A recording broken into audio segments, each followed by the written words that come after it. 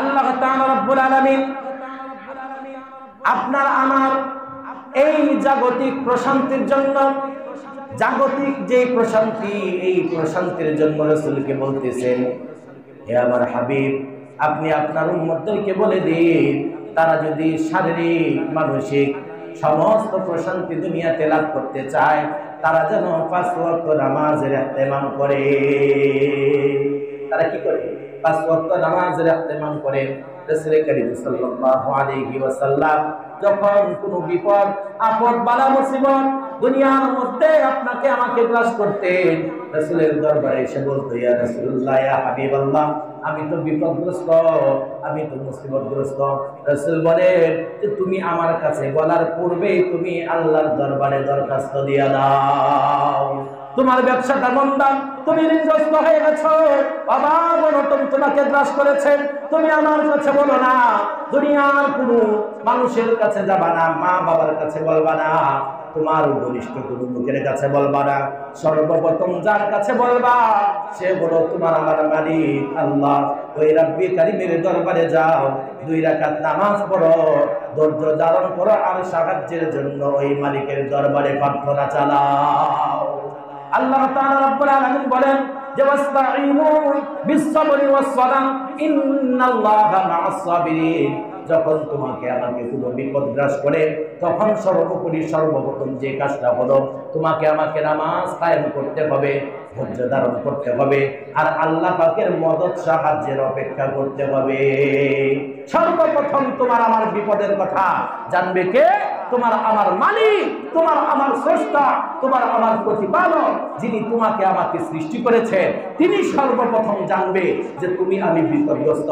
কারণ এই দুনিয়ার কোনো মানুষের ক্ষমতা নাই, কোনো নেতার ক্ষমতা নাই, কোনো রাষ্ট্রপতির ক্ষমতা নাই, দুনিয়ার কোনো পীরের ক্ষমতা নাই, কোনো বুজুর্গের ক্ষমতা নাই, কোনো পীর সাহেবের ক্ষমতা নাই, কোনো মুফতি মুহাদ্দিসের ক্ষমতা নাই। তোমার আমার এই বিপদ ছড়াইয়া বিপদের স্থানে সুখ বিরাজমান করবে, এই ক্ষমতা দুনিয়ার কারণে, ঠিক না বেঠিক? এই বিশ্বাস যখন তোমার আমার মনের মধ্যে অন্তরে স্থাপন করে, অন্তরে লালন করে, তুমি আমি মালিকের দরবারে হাত দুইটা উঁচু করে দিব। হাত দুইটা উঁচু করতে দেরি হবে, তোমার আমার দরখাস্ত মঞ্জুর করে আল্লাহ তোমাকে আমাকে বিপদ থেকে, মুসিবত থেকে উদ্ধার করতে দেরি হবে ইনশাআল্লাহ। এখন তোমার আমার অভ্যাসটা কি? মুসিবতে পড়ে গেলাম, টাকার দরকার, অর্থের দরকার, একটা বিচারের দরকার, সর্বপ্রথম যাই দুনিয়ার মানুষের কাছে। সর্বপ্রথম যাই কার কাছে? ওই ব্যক্তির মতো যে পীরের জন্য দোয়া চাইলো আল্লাহর কাছে, যে বুজুর্গের জন্য কার কাছে দোয়া চাইলো? আল্লাহর কাছে দোয়া চাইলো যে আল্লাহ বুজুর্গকে আপনি মাফ করে জান্নাত দিয়ে দেন। আর নিজের ক্ষেত্রে চাইতেছে যে ও আল্লাহর ওলি, আপনি আমাকে একটা সন্তান দিয়ে দেন। বুঝতে পারছেন বিষয়টা? এরকম হয়ে গেল। এই জন্য আপনাকে আমাকে সর্বপ্রথম দুনিয়ার মধ্যে বিপদ আপদ বালা মুসিবত, ঋণগ্রস্ত মুসিবতগ্রস্ত, অভাব অনটন, দুঃখ দুর্দশা যাহা কিছু আছে, সব কিছুর জন্য সর্বপ্রথম মুখাপেক্ষি হবো কার? আল্লাহ। সর্বপ্রথম মুখাপেক্ষি হবো কার? আপনার আমার মালিক আল্লাহ তাআলা রাব্বুল আলামিনের দরবারে আপনি আমি সর্বপ্রথম দরখাস্ত জানাবো, আল্লাহ আমি তো বিপদগ্রস্ত, আমি তো মুসিবতগ্রস্ত, আমার অভাব অনটন আমাকে গ্রাস করেছে, আমি তো অমুক মামলায় জড়ায় গেছি, এর থেকে উদ্ধার করো, এর থেকে হেফাজত করো আল্লাহ, দয়া করে মায়া করে আমার ব্যবসার মধ্যে বরকত দান করো। সবার আগে আমি আপনি দরখাস্ত দিব কার কাছে? আল্লাহর কাছে। আর এই আল্লাহর কাছে দরখাস্ত দেওয়ার অর্থই হলো ঈমান। এই আল্লাহর কাছে দরখাস্ত দেওয়ার অর্থ কি? ঈমান। যে তোমার ঈমান যদি মজবুত থাকে, তাহলে তুমি আমি সর্বপ্রথম মুখাপেক্ষি হব কার কাছে? আল্লাহর কাছে। যুদ্ধের ময়দান থেকে ফিরেছে, যুদ্ধের ময়দান থেকে ফিরেছে, প্রতিমধ্যে শত্রু বাহিনীদের হাতে একজন ধরা পড়েছে। হ্যাঁ, একজন ধরা পড়েছে, তাকে পাকড়াও করে হাত পা বেঁধে, তাকে চড়াও করে, মৃত্যুর উপক্রম করে তাকে বলতেছে তোমার শেষ ইচ্ছা কি? তোমার শেষ ইচ্ছা কি? দুনিয়ার মানুষ শেষ ইচ্ছার জন্য কত কিছু পায়, অমুক জায়গায় যাইতে চাই, অমুক জিনিস দেখতে চাই, অমুক জিনিস খাইতে চাই, তার সঙ্গে দেখা করতে চাই, ওর সঙ্গে দেখা করতে চাই।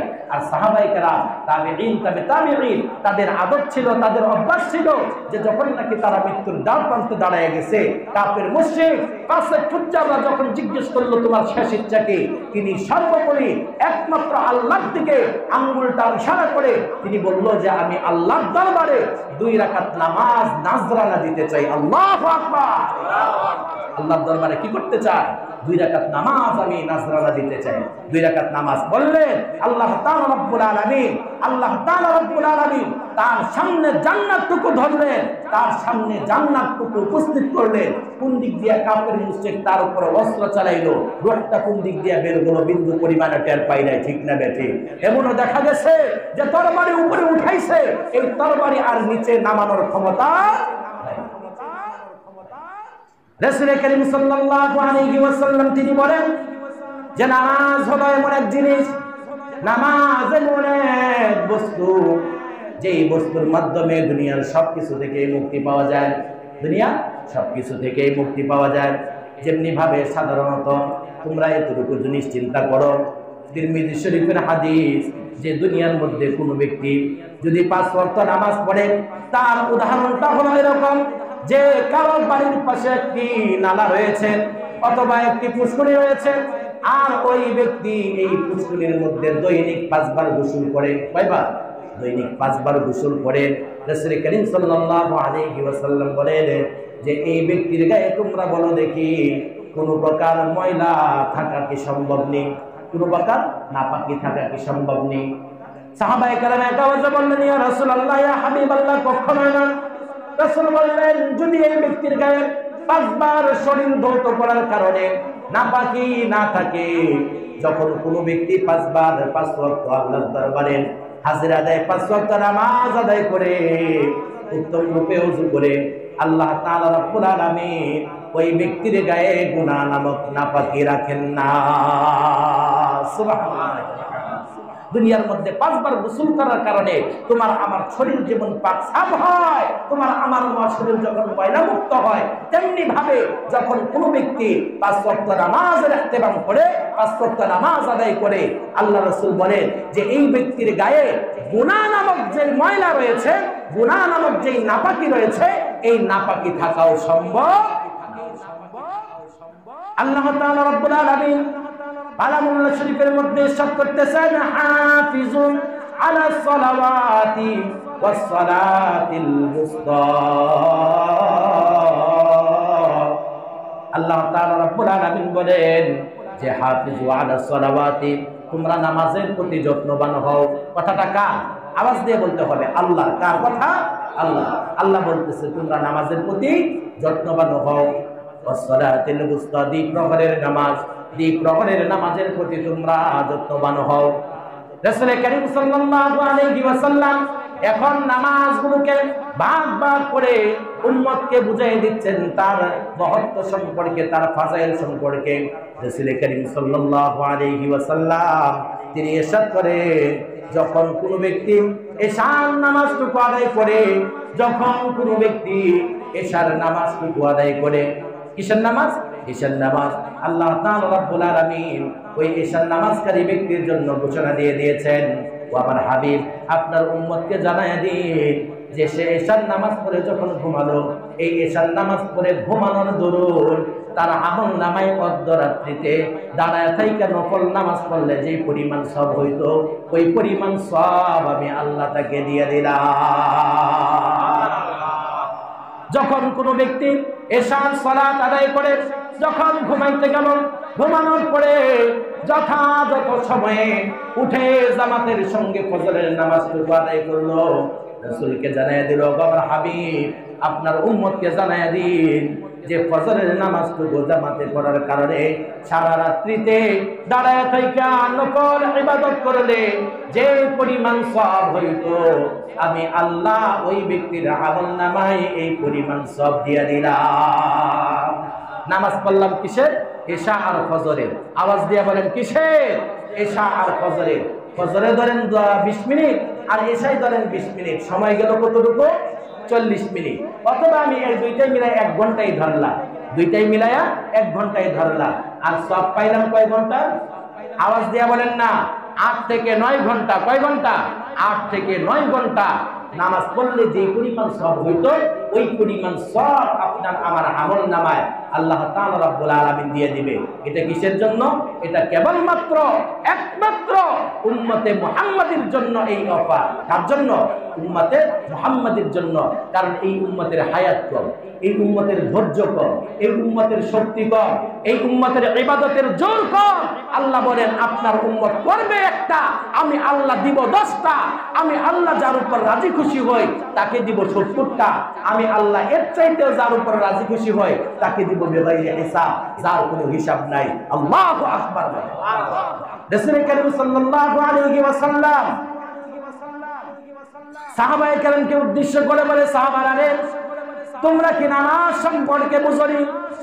এই নামাজের দরুন আল্লাহ তাআলা রাব্বুল আলামিন এই জমিনের মধ্যে পর্যায়ক্রমে দিন আর রাতের বিবর্তনে দুইটা দলকে আল্লাহ তাআলা রাব্বুল আলামিন জমিনে বিরাজমান পাঠান।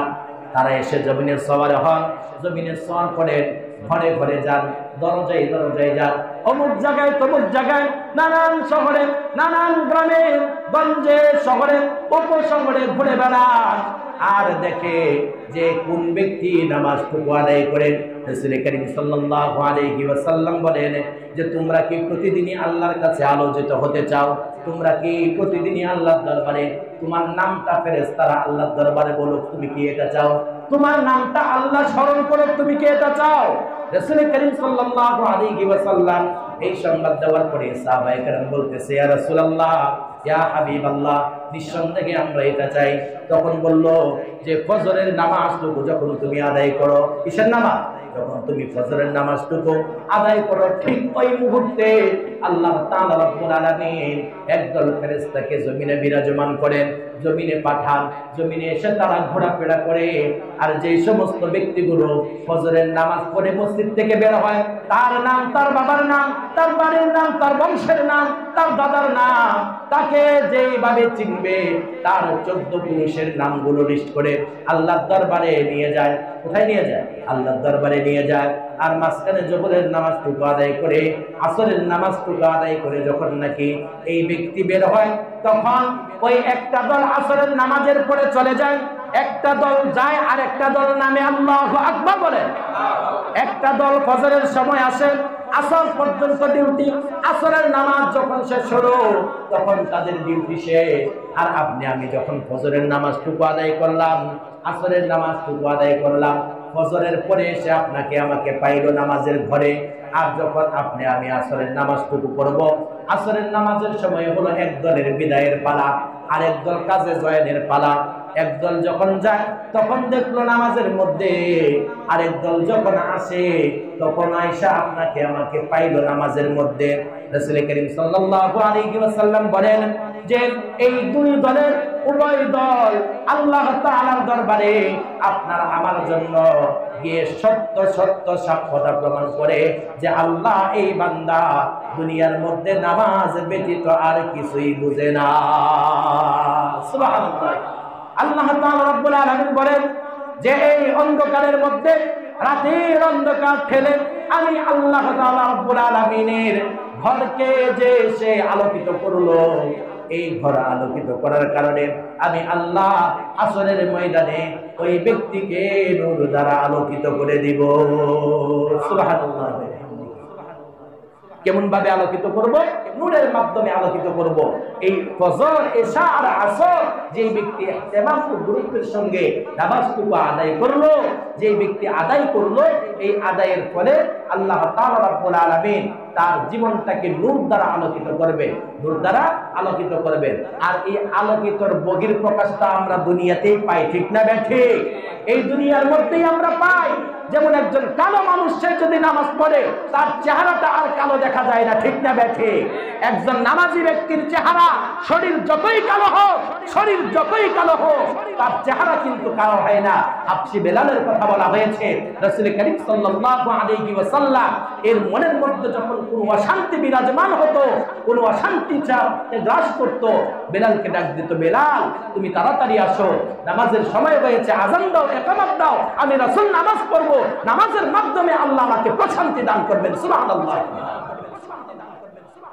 আর বেলালের ব্যাপারে বলা হয়েছে বেলাল এত কালোর কালো, তারপরে সূর্যের কিরণের চাইতেও প্রতিনিয়ত তার চেহারা দিয়ে নূর ঝলমল করতো। আল্লাহু আকবার। তার চেহারা দিয়ে কি করতো? নূর ঝলমল করতো। কিসের কারণে? আল্লাহ তাআলা রাব্বুল আলামিনের হুকুম, নামাজ আদায়ের কারণে। যে ব্যক্তি নামাজ পড়লো সে যেন আল্লাহর দরবার থেকে একটা নূরের টুকরো সে হাসিল করলো। আর আল্লাহ তাআলা রাব্বুল আলামিন বলেন যে ফজর, এশা আর যেই ব্যক্তি আসরের নামাজটুকু জামাতের সঙ্গে আদায় করলো, ওই ব্যক্তি হাসরের ময়দানে সে এমন নূরে আলোকিত হবে যে সে নূর দিয়ে হাঁটতে থাকবে, নূর দিয়ে দৌড়াইতে থাকবে। আর পিছনে পিছনে এই আলোগুলো দেখে যারা অন্ধকারে নিমজ্জিত, যারা অন্ধকারে আচ্ছন্ন, তারা ওই ব্যক্তিকে বলবে, ভাই তুমি তো আমার অমুক ছিলা, আমি তোমার নিকটতম আত্মীয় ছিলাম, আমি তোমার একজন হিতাকাঙ্ক্ষী ছিলাম, আমি তোমার অমুক ছিলাম, আমি তোমার তমুক ছিলাম, আজকে আমি অন্ধকারে নিমজ্জিত, তুমি তোমার থেকে একটুখানি নূর আমাকে দাও, যা দেখে যেই নূরের মাধ্যমে আমি একটুখানি পথের সন্ধান করতে পারি। আর ওই ব্যক্তি বলবে, দূর হয়ে যাও, আমার থেকে দূর হয়ে যাও, কারণ নূর তো আমার না, নূর তো আমার প্রয়োজনে আল্লাহ দিয়েছে, সুতরাং তুমি আল্লাহর কাছে যাও, যার কাছে নূরের কোনো কমি নাই, যার কাছে নূরের কোনো অভাব নাই, যার কাছে নূরের গোডাউন আছে, যে নূর দিলে পরে কমে না, ওই মালিকের দরবারে তুমি যাও। আল্লাহু আকবার, আল্লাহু আকবার। মুসলমান ভাই বন্ধুরা, আপনার আমার জন্য নামাজ, এই নামাজটা আপনার আমার জন্য অহংকার, এই নামাজটা আপনার আমার জন্য গর্ব। আপনি আমি যখন এই নামাজের তদারকি করব, নামাজের ইহতিরাম করব, নামাজটাকে আপনার আমার জীবনে পাথেয় বানিয়ে নিব, নামাজটাকে আপনার আমার জীবনের একটা অংশ বানিয়ে নিব, আপনার আমার কাজের একটা অংশ বানিয়ে নিব, আপনার আমার পরিবারের একটা অংশ বানিয়ে নিব, তখন আপনার আমার এই নামাজ ফায়দা পৌঁছাবে। মদিনা মুনাওয়ারা, মক্কা মুকাররমা, অন্যান্য ইসলামিক রাষ্ট্রগুলোর মধ্যে দেখা যায় আযান হয়ে গেছে, আযান হওয়ার পরে একটা দোকান খোলা আছে, এমন ইতিহাস তালাশ করে পাওয়া যাবে না, এমন ইতিহাস তালাশ করে পাওয়া যাবে না। তারা মুসলমান, তুমি আমি মুসলমান, তারা মুসলিম, তাদের জন্য জান্নাতের ঘোষণা, তোমার আমার জন্য জান্নাতের ঘোষণা। তারা আযান হলে পরে দোকানে শাটার লাগাইতে দ্বিধাবোধ করে না। কাস্টমার যদি দোকান ভর করে থাকে, তারপরে বলে যে আগে মালিকের হুকুম, তারপরে বান্দার হুকুম, তোমার হুকুম মানতে রাজিরা, তুমি থাকলে থাকো, না থাকলে অন্য দোকানে চলে যাও, আমার মালিকের হুকুম এসে গেছে, শাটার লাগবে, মালিকের দরবারে সাজদা করবে, তারপরে আল্লাহ চাইতো হায়াতে বাঁচায় রাখলে আবার দোকান খুলবে। কারণ রিজিক দেওয়ার মালিক তুমি না, রিজিকের মালিক দুনিয়ার কোনো মানুষ না, দুনিয়ার মানুষ কোনো রিজিক দিতে পারে না, দুনিয়ার মানুষ কোন সময় রিজিকের দোকান দিতে পারে না, দুনিয়ার কাস্টমার কখনোই দোকানদারের দোকানে রিজিকের মাধ্যম হয় না, যতক্ষণ না আল্লাহ চেষ্টা করে, যতক্ষণ না আল্লাহ দেয়। তুমি নামাজ পড়তে আসছো, যেই ব্যক্তি নামাজি, যেই ব্যক্তি নামাজি, আরেক ব্যক্তি বেনামাজি, বেনামাজির দোকান খোলা রাখছে, নামাজির দোকান বন্ধ রাখছে, আমি তোমাকে বলবো, তুমি মাস শেষে হিসাব করে দেখবা যে ওই ব্যক্তি বেনামাজি হওয়ার পরে দোকান খোলা রাখলো, আর তুমি নামাজি হওয়ার পরে দোকান বন্ধ রাখলা নামাজের টাইমে, মাস শেষে হিসাব করে দেখবা তার চাইতে আল্লাহ তাআলা রাব্বুল আলামিন তোমাকে এক গুণ বাড়াইয়া দিবেন। সুবহানাল্লাহি ওয়া বিহামদিহি। তালাশ করে দেখবা, এমনও কাস্টমার পাওয়া যায়, এমনও কাস্টমার পাওয়া যায়, দোকান বন্ধ সময় ব্যক্তি আসছে, যতক্ষণ পর্যন্ত দোকান বন্ধ ছিল ততক্ষণ দোকানে দাঁড়ায় রয়েছে, দোকানি নামাজ পড়তে গেছে, ওই ব্যক্তির চিন্তা চেতনা হলো, এই আমি নিজে নামাজ পড়তে পারি নাই, একজন নামাজিকে সহযোগিতা করার জন্য আমার এইটুকু কাজ জরুরি যে এই ব্যক্তি নামাজ পড়তে গেছে, যতক্ষণ না এই ব্যক্তি নামাজ পড়বে, যতক্ষণ না নামাজ পড়ে আসবে, ততক্ষণ দাঁড়ায় থাকবো। এই ব্যক্তিকে দাঁড়া করায় রাখছে কে? আওয়াজ দিয়ে বলেন, দাঁড়া করায় রাখছে কে? এমন ইতিহাস আছে না নাই? এমন ঘটনা ঘটে কি ঘটে না? যেই ব্যক্তি নামাজি সে কখনো না পায় বলে না, যে ব্যক্তি নামাজি সে কখনো অস্থিরতায় ভোগে না, যে ব্যক্তি নামাজি সেই ব্যক্তি বড় ধরনের কোনো মুসিবতেও পড়ে না। সারা মাসে 1 লাখ টাকা ইনকাম করছে, কয় লাখ? আওয়াজ দিয়ে বলেন কয় লাখ? 1 লাখ টাকা ইনকাম করছে বেনামাজি। কি নামাজি? বেনামাজি মানে নামাজ পড়ে না, সারা মাসে 1 লক্ষ টাকা ইনকাম করছে। মাস শেষে এক জায়গায় আপনার কি বলবো, বিকাশেই মনে করেন টাকা পাঠাইছে। কিসে টাকা পাঠাইছে? বিকাশেই টাকা পাঠাইছে। 1 লক্ষ টাকা পাঠায় দিছে, পাঠায় দেখে যে একটা ফলস জায়গায় টাকা পাঠায় দিছে, 1 লক্ষ টাকার মধ্য থেকে 1 টাকাও ফিরে পাওয়ার কোনো ক্ষমতা নাই। ইতিহাস আছে না নাই? যে ব্যক্তি নামাজি, দোকানি নামাজি, এই ব্যক্তি সারা মাসে ইনকাম করছে 50,000, এই 50,000-এর মধ্য থেকে এই ব্যক্তি তো আল্লাহ পাকের হুকুম জানা আছে, অপচয় করা যাবে না, অহেতুকভাবে খরচ করা যাবে না। হ্যাঁ, এই ব্যক্তির 50,000 টাকার মধ্যে 40,000 টাকাই নিয়ে উপার্জন কইরা জমায়া পরিবারের জন্য ব্যাংকে রাখতে সক্ষম হয়। আর যে ব্যক্তি বেনামাজি 1 লক্ষ টাকা ইনকাম করলো, ওই ব্যক্তির 1 লাখ টাকা তো গেল, মাস শেষে যে খরচ সেটা হলো ঋণ। ঠিক না বেঠি? আওয়াজ দিয়ে বলেন ঠিক না বেঠি? বেনামাজির ঘরের মধ্যে অশান্তি, বেনামাজির কামাই রুজির মধ্যে বরকত নাই, বেনামাজির খাবার দাবারের মধ্যে শান্তি নাই, অস্থিরতা আর ঋণ এর অভাব অনটন দূর হয় না, বিপদ আপদ দূর হয় না। তো হুজুর ডাক্তারের টাকা দিতে দিতে দান শেষ হয়ে গেছে। কি হয়ে গেছে? ডাক্তারের টাকা দিতে দিতে দান শেষ হয়ে গেছে। তুমি ডাক্তারের কাছে এত যাও কেন? সমগ্র ডাক্তারের ডাক্তার যিনি ওষুধ ছাড়াই ভালো করতে পারে, তুমি তো তার দরবারে যাও। তুমি কি করো না? তার দরবারে যাও না। তুমি মুসিবতে পড়লে তো অমুকের কাছে যাও, অসুস্থ হয়ে গেলে এই MBBS এর কাছে যাও। যুগ শ্রেষ্ঠ, এই এলাকার মধ্যে সবচেয়ে বড় ডাক্তার খুঁজো। ডাক্তারের কোনো ক্ষমতা আছে? আওয়াজ দিয়ে বলেন, ডাক্তারের কোনো ক্ষমতা আছে?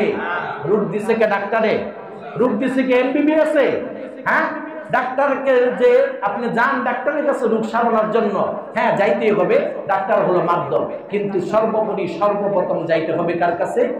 আল্লাহর কাছে। যে আল্লাহ, ওষুধ তো তুমিই দিয়েছো, ওষুধ তুমিই দিয়েছো, আমার কোন আচরণে কষ্ট পেয়েছো আল্লাহ, তুমি আমাকে মাফ করে দাও। আর তুমি যদি চাও তোমার বান্দা সচ্ছল ভাবে শারীরিক সুস্থতা নিয়ে ইবাদত করো, তাহলে তুমি তোমার বান্দাকে সুস্থ করে দাও, তুমি তোমার বান্দাকে সুস্থ করে দাও। এভাবে যখন কোনো ব্যক্তি আল্লাহর দরবারে দরখাস্ত করবে, নিজেকে ছোট বানায় কাকুতি মিনতি করবে, তখন বলেন তো দেখি, কোন মালিক কি এমন আছে ওই বান্দাকে সাহায্য না করবে, ওই গোলামকে সাহায্য না করবে? এমন কি কোনো মালিক আছে? এমন কোনো মালিক নাই। আপনি একটা ফ্যাক্টরিতে চাকরি করেন, আপনাকে বেতন দেওয়ার পরে আপনার বেতনটা হাইজ্যাক করে নিয়ে গেছে, ছিনতাই করে নিয়ে গেছে। আপনি দৌড়ে গেলেন মালিকের কাছে, মালিক আপনি আমাকে আজকেই বেতন দিলেন, আমি অফিস থেকে বের হওয়ার পরে আমার টাকাগুলো নিয়ে গেছে।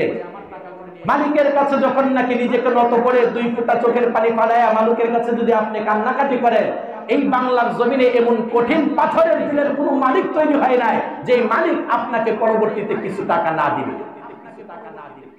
আপনাকে কিছু টাকা না দিবে, এমন কোনো মালিক তৈরি হয় নাই।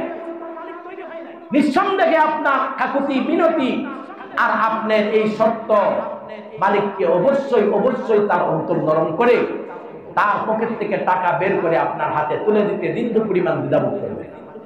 যেই মালিকের দরবারে আপনি 5 ওয়াক্ত হাজিরা দেন, যেই মালিকের দরবারে আপনি 5 ওয়াক্ত এসে সাড়া দেন, যেই মালিকের দরবারে 5 ওয়াক্ত এসে কান্নাকাটি আর রোনাজারি করেন, যেই মালিককে সময় দিতে আপনি দ্বিধাবোধ করেন না, দুনিয়ার সমস্ত কাজকে অবজ্ঞা করে, অবহেলা করে, তুচ্ছ তাচ্ছিল্য করে, সব কিছুকে বন্ধ রেখে মালিকের কাছে যথাসময়ে এসে হাজিরা দেন, তাহলে এই মালিক আপনি যখন বিপদে পড়লেন, আপনি মালিকের দরবারে চাইলেন আর আপনার মালিক আপনাকে ফিরিয়ে দেবে, এটা ভাবলেন কিভাবে? এটা ভাবার তো প্রশ্নই আসে না, এটা তো ভাবাই যায় না যে আপনার মালিক আপনাকে ফিরিয়ে দেবে। এই জন্য মুসলমান ভাইয়েরা আমার, দুনিয়ার মধ্যে যখন কোনো বিপদ আপদ মুসিবত তোমাকে আমাকে গ্রাস করে, সর্বপ্রথম তোমাকে আমাকে মুখাপেক্ষী হতে হবে কার? একমাত্র আল্লাহ। আল্লাহর মুখাপেক্ষী যখন তুমি আমি হব, একদিকে মুখাপেক্ষী হব, অন্যদিকে তোমার আমার জন্য সাহায্য খুঁজবে। ঠিক না বেঠিক? মুসলমান ভাইরা, এই পৃথিবীর মধ্যে আল্লাহ তাআলা রব্বুল আলামিন যেই ব্যক্তি নামাজ আদায় করে আর যেই ব্যক্তি নামাজ আদায় করে না, এদের মধ্যে যেমন ভাবে পার্থক্য রয়েছে, এদের মধ্যে যেমনি ভাবে তফাৎ রয়েছে, ঠিক তেমনি ভাবে হাসরের ময়দানেও এই নামাজি আর বেনামাজির মধ্যে পার্থক্য হবে। দুনিয়ার মধ্যে কোনো ব্যক্তি 5 ওয়াক্ত নামাজ পড়ে, দুনিয়ার মধ্যে কোনো ব্যক্তি 5 ওয়াক্ত নামাজের ইহতিমাম করে, নামাজের ইহতিমাম করার পরে তেমন কোনো অর্থ করে তার সঞ্চয় নাই, জমি জমা নাই, অর্থ প্রভাব প্রতিপত্তি নাই, হজ করার অনেক ইচ্ছে, উমরা করার অনেক ইচ্ছে। আল্লাহ রাসূল বলেন যে এই উমরার জন্য, হজের জন্য যে ব্যক্তি প্রতিনিয়ত টাকার জন্য আল্লাহর দরবারে যাইতে পারে না, মক্কা মুকাররমায় যাইতে পারে না, মদিনা মুনাওয়ারায় যাইতে পারে না, এই ব্যক্তির জন্য প্রতিদিন হজ আর উমরার ঘোষণা রয়েছে। ফজর, এশা, আসর, মাগরিব, এশা, যোহর আর ফজরের নামাজটুকু যখন নাকি এই 5 ওয়াক্ত নামাজের ইহতিমাম করলো, ফজরের নামাজটুকু পড়ার পরে কিছুক্ষণ সময়তে মসজিদের মধ্যে অথবা বাহিরে হাঁটাচলা করলো।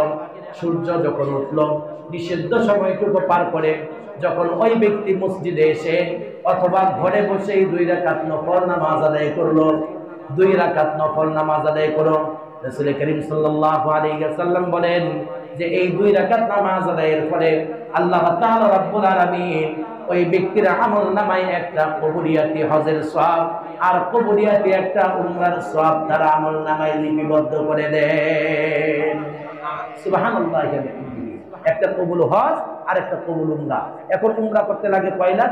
নিম্নে 2 লাখ। হজ করতে লাগে কয় লাখ? নিম্নে 5 লাখ। এই 7 লাখ টাকার মামলা আপনি প্রতিদিন প্রত্যেকটা দিনই উপার্জন করতে পারেন, প্রত্যেকটা দিনই কামাইতে পারেন। কারণ আপনার 7 লাখ টাকাও নাই, 5 লাখ টাকাও নাই, 2 লক্ষ টাকাও নাই যে যায় আপনি উমরায় যাবেন, আপনি হজ করতে যাবেন। আপনার উমরা, আপনার হজ, প্রতিদিন একটা উমরা একটা হজ রাসূলের ঘোষণা অনুপাতে আপনার আমার ঘরে বসে আদায় করা যায়। ঠিক না বেঠে? এটা কিসের জন্য? ওই ব্যক্তির জন্য। কোন ব্যক্তি? যে ব্যক্তি 5 ওয়াক্ত নামাজের ইহতিমাম করে, যে ব্যক্তি 5 ওয়াক্ত নামাজের ইহতিমাম করে। আপনি আমি 5 ওয়াক্ত নামাজ আদায় করব, আপনি আমি 5 ওয়াক্ত নামাজ আদায় করব, প্রতিনিয়ত 5 ওয়াক্ত নামাজের ইহতিমাম করব। এই নামাজের জিম্মাদারি যেমনি ভাবে আমি হয়ে যায়, আল্লাহ তাআলা রব্বুল আলামিন বলেন যে এই 5 ওয়াক্ত নামাজের ইহতিমামকারী বান্দার জন্য জান্নাতের জিম্মাদারি আমি আল্লাহ নিজে স্বয়ং হয়ে যায়। সুবহানাল্লাহ। রাসূল করিম সাল্লাল্লাহু আলাইহি ওয়াসাল্লাম বলেন যে ফজর আর এশা, ফজর আর এশা, এই 2 এশা, ওই 2 নামাজের মধ্যে মুনাফিকের পরিচয় পাওয়া যায়। এই 2 নামাজের মধ্যে কি পাওয়া যায়? মুনাফিকের পরিচয় পাওয়া যায়। যে ব্যক্তি মুনাফিক, এই ব্যক্তির জন্য এই 2 নামাজ পড়া কঠিন। হ্যাঁ, এই ব্যক্তির জন্য কি এই 2 নামাজ পড়া কঠিন? কোনটা? ফজর আর এশা। এই ফজর আর এশা যে ব্যক্তি 5 ওয়াক্ত নামাজের সঙ্গে সঙ্গে এই 2 ওয়াক্ত আদায় করলো, ওই ব্যক্তি মুনাফিকের কাতার থেকে বের হয়ে মুনাফিকের খাতা থেকে তার নামটা কাটায় নিল। আল্লাহু আকবার। আর যেই ব্যক্তি অবজ্ঞা অবহেলাবশত নামাজ আদায় করলো, এই 2 নামাজের ইহতিমাম করলো না, গুরুত্ব দিল না, ওই ব্যক্তির নামটা মুনাফিকের খাতার মধ্যে নামটা লিপিবদ্ধ হয়ে গেল। হ্যাঁ, অবজ্ঞা অবহেলার নামাজ বলতে কিরকম? ফজরের নামাজের আজান হলো, বিবি বলতেছে স্বামী গো তাড়াতাড়ি উঠো, নামাজের আজান হয়ে গেছে, আজান হয়ে গেছে। বিবিকে বলতেছে তারাও তুমি আরেকটু শুয়ে নেই। এই আরেকটু করতে করতে নামাজের অক্ত শেষ হয়ে যায়, তারপরেও তার আরেকটু শেষ হয় না। এই হলো অবহেলার নামাজ, এই হলো অবজ্ঞার নামাজ।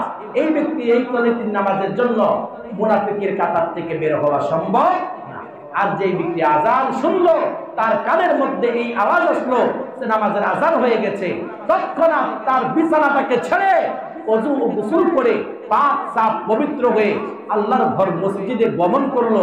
আল্লাহ রাসূল বলে মসজিদে গমন করার পথে তার প্রত্যেকটা কদমে কদমে একটা করে নেকি লেখা হয়, একটা করে গুনাহ মাফ হয়। আল্লাহ যাকে চান 10টা লেখে, 10টা গুনাহ মাফ করেন। সুবহানাল্লাহ।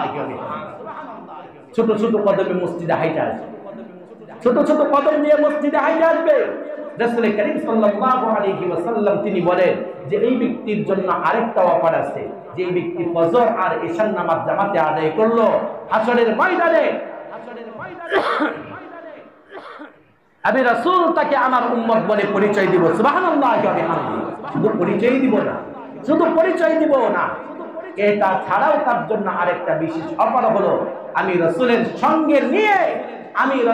সঙ্গে নিয়ে তাকে জান্নাতের মধ্যে পৌঁছে দিব। সুবহানাল্লাহ।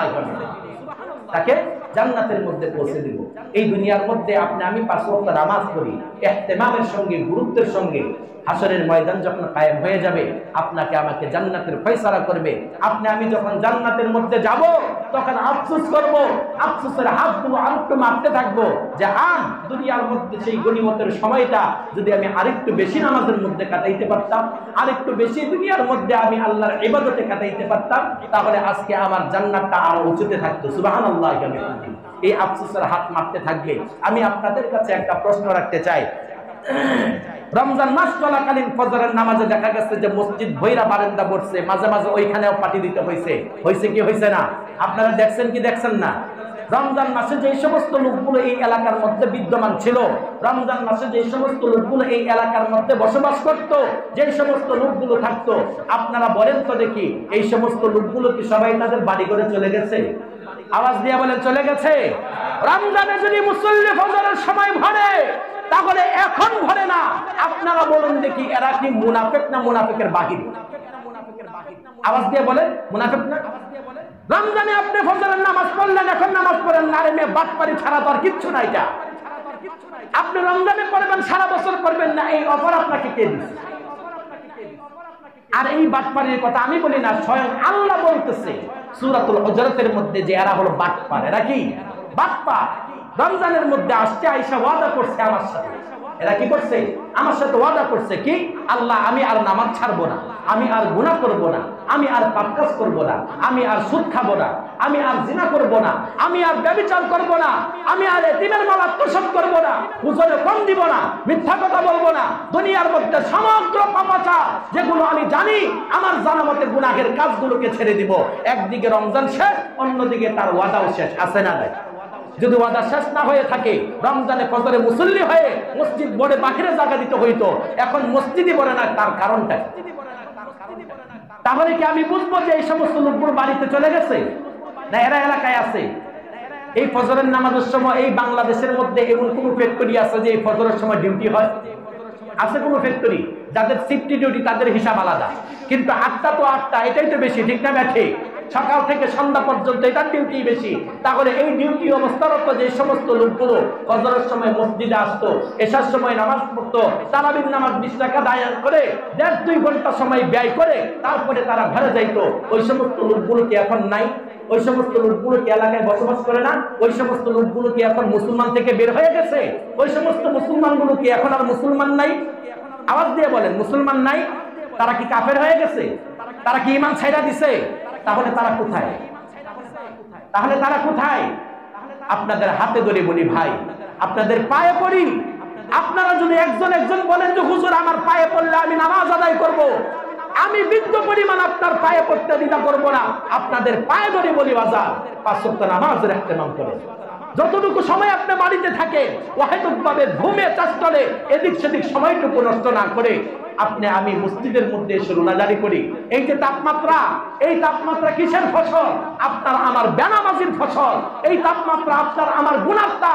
এক হয় গুনাহ করলে পাপ, আর আপনার আমার এই গুনার পাপে ভারী হইতে হইতে এখন জমিন হয়ে গেছে তাপ। জমিন কি হয়ে গেছে? তাপমাত্রায় পরিপূর্ণ হয়ে যাইতেছে। পাপ আপনি আমি যতই দোয়া করি, আল্লাহ পাক যতক্ষণ পর্যন্ত রাজি না হবে ততক্ষণ কমবে না। কারণ আল্লাহকে আপনি আমি ক্রোধ করেছি, ক্রোধটা বাড়াইছে আপনি আমি। এই ক্রোধ থেকে বের করার দায়িত্ব কার? আওয়াজ দিয়ে বলেন কার? আমাদের না আপনাদের? হুজুর সবারই। হ্যাঁ, আমার আপনার সকলের দায়িত্ব কুট থেকে বের করার। এখন এই কুট থেকে বের করতে হবে কিভাবে? ফজরের সময় ঘুমায়া, এসার সময় চাষতলে বসে থেকে ওয়াহিদভাবে নামাজের সময় এদিক সেদিক চলে গেলে, আর যদি হুজুরে যায় দাওয়াত দেয় তাহলে কাপড় নষ্ট কথা বইলা এখান থেকে কোনো মতো পার পায়া যাওয়া, এই অজুহাত ধরে, এতে কি আল্লাহ পাকের রাগ কমবে না বাড়বে? আওয়াজ দিয়া বলেন কমবে না বাড়বে? আর আল্লাহর রাগ যদি আপনার আমার বাড়ে, তাহলে দুনিয়ার জমিনের এই রোদের তাপ বুঝি কমবে? কমবে তা? আওয়াজ দিয়ে বলেন না কমবে? আপনারা সহজ হিসাবটা বুঝেন না কেন? আল্লাহর রাগ যদি বাড়ে তাহলে দুনিয়ার তাপ কমবে? সবাই কয় না। দুনিয়ার তাপ কি কমবে? আওয়াজ দিয়ে বলেন কমবে? তাপ কমাইতে বলে আল্লাহ পাকের রাগ কমানো জরুরি, ঠিক না ব্যাঠে? তাহলে আল্লাহ পাকের রাগ কমবে কিভাবে? আল্লাহ পাকের ইবাদত, আল্লাহ পাকের রোনাজারি, আল্লাহ পাকের হুকুম আহকাম যথাযথ কুদরতি পায়ে সাজদা করে, এই কুদরতি পায়ে 5 ওয়াক্ত নামাজে যথাযথভাবে হুজুরে মাকুল ব্যতীত 1 ওয়াক্ত নামাজ কাজা করব না, 1 ওয়াক্ত নামাজও ছাড়বো না, 5 ওয়াক্ত নামাজ যথাযথভাবে জামাতের সঙ্গে আদায় করব। আল্লাহর দরবারে ওয়াদা করি, আল্লাহর দরবারে ওয়াদা করি, এই ওয়াদাটাই আপনার আমার জন্য নাজাতের জরিয়া হয়ে যাইতে পারে কি পারে না? দুইটা হাত উঁচু করে আল্লাহর দরবারে আজকে প্রতিশ্রুতি করবো, আল্লাহ আজকের পর থেকে ফজর আর ছাড়বো না, আজকের পর থেকে এশার নামাজের সময় বাহানা তুলবো না। আজকের পর থেকে দুনিয়ার সমস্ত কাজকর্ম, ব্যবসা বাণিজ্য আজান হওয়া মাত্রই এগুলোকে স্থগিত করে দিব। আল্লাহ তোমার দরবারে রুনাজারি করব। দুই হাত উঁচু করে দেখাই, কারা কারা করবেন? দুই হাত উঁচু করেন। আল্লাহ বলেন, আল্লাহ আজকের পর থেকে 5 ওয়াক্ত নামাজ যথাযথভাবে ইহতিমাম ও গুরুত্বের সঙ্গে জামাতের সঙ্গে আদায় করব। জামাত ছাড়া আমার থেকে ছুটে যা এমন কোন অপরাধ আমার দ্বারা হবে না। জামাতকে তো ছাড়বই না ইনশাআল্লাহ। আল্লাহ তুমি আমাদের প্রতিশ্রুতি কবুল করো, আর এই দুনিয়ার তাপমাত্রা কমায়া দাও। আমিন সুম্মা আমিন। ওয়া আখির দাওয়ানা আলহামদুলিল্লাহি রাব্বিল আলামিন।